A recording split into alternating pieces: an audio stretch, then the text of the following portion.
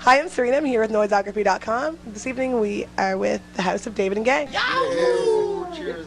All my good life, I've been a lonely man.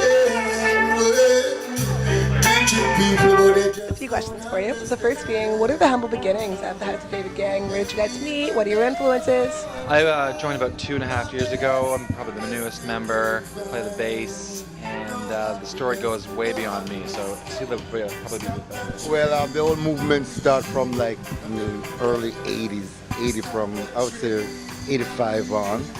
Before it was also David, it was like the band had another name, but then it transformed from that name to what it is now known as the House of David Gang.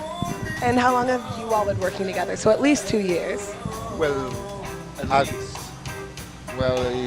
would say a little bit more than that. Well, the two of you have been working together for Well, yeah, me and Sheila have been working over 20-odd years together, and Jay with us.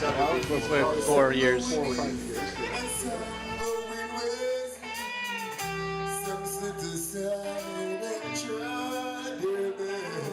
So you're currently on tour. What are we doing on tour? Just the tribute, or are we doing lots of our new stuff on tour? Well, yes, basically, tribute is a yearly thing that we do, and then we also have some new material that we're working on right now. The album will be out pretty soon. So how many stops in this tour? 6 or 7, something like that. 6 or 7.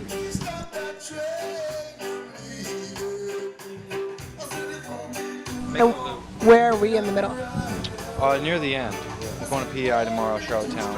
We started last Tuesday in Montreal, and then Thursday we were in Fredericton, New Brunswick, and Friday St. John, and Saturday Hampton, just last night in Hampton, and we're here in Halifax. So we did a really big show in Toronto that kicked off. We played like a sold-out show at Lee's Palace, and that was like sort of the kick-off of this like Bob Marley tour. And I think the one thing about the Bob Marley tour is, you know, his music's so amazing, and he really brought reggae to the world. So not only are we playing his songs, but music that shaped reggae. We're doing some Gregory Isaac, Peter Tosh, Bunny Wailer. So we're trying to touch on, you know, the history of reggae as much as we're trying to honor, you know, Robert Nesta Marley.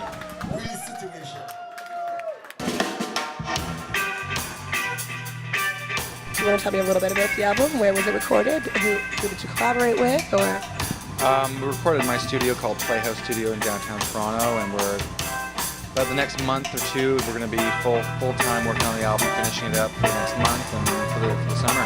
And we got some great songs written by King Sela. We got some great bed tracks featuring Colin Edwards on the drums, and we just have a nice little guitar solo bits there. so are you planning to do a tour? Any new album releases? Yes, that is in the making, you know, but first we have to concentrate on getting the album finished.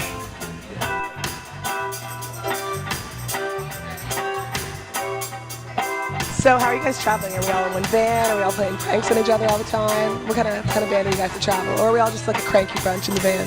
We have a band that we travel with, and our relationship, we really get along, you know, because like, it's really, we get along good. No pranks? Nobody's doing anything fun to each other? Get over to One more time. that's a joy. That's our inside joke. The pranks are the talks about politics. We push each other's buttons with politics. That's what always gets the fire started. Politics.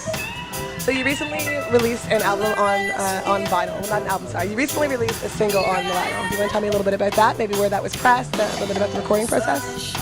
Well, so the beauty of this is we've decided to team up with another local Canadian reggae band from Toronto called Friendliness and Human Rights. We did a split 45, and so their song is like a dance hall track, and ours is our, you know, reggae party track, which is a story about, you know, love and enjoying every day to its fullest, and, you know, the best things about life. So there's kind of like an interesting fit between these two tracks, and we've been promoting it actually all over the world. It's in stores in the US and in Europe, so we're getting out there, and I think the stakes are high for reggae bands because you don't really hear, you know, original Canadian reggae on the radio. Where's your single available? Well, it's available in like and it's also on ErnieBReggae.com, which is like a vinyl distributor. But it's in a bunch of like independent shops across Canada, and you know, we're trying to find more places to sell it. But you know, get a hold of us on our website, and we'll send you a copy. So I want to thank you guys for doing this interview with me tonight. Noisography.com.